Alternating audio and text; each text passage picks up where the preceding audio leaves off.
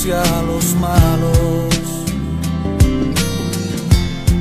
Muchas veces nos peleamos, otras veces ni hablamos,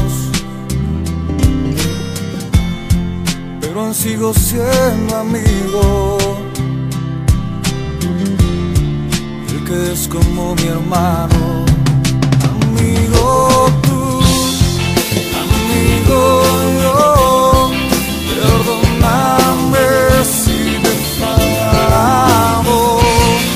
Lo sé muy bien, lo sabes tú, siempre estaré cerca a tu lado. Quiero estar y compartir momentos buenos y los malos. Quiero reír, tal vez llorar, amigos que nunca olvidamos.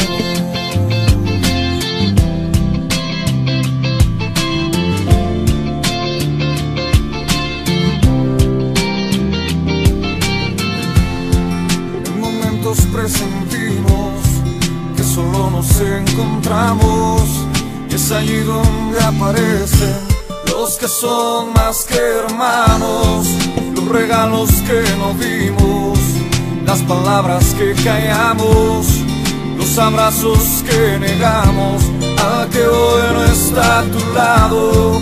Pero aún afuera hay muchos esperando de un abrazo, necesitan de aquel que se ha de llamar hermano.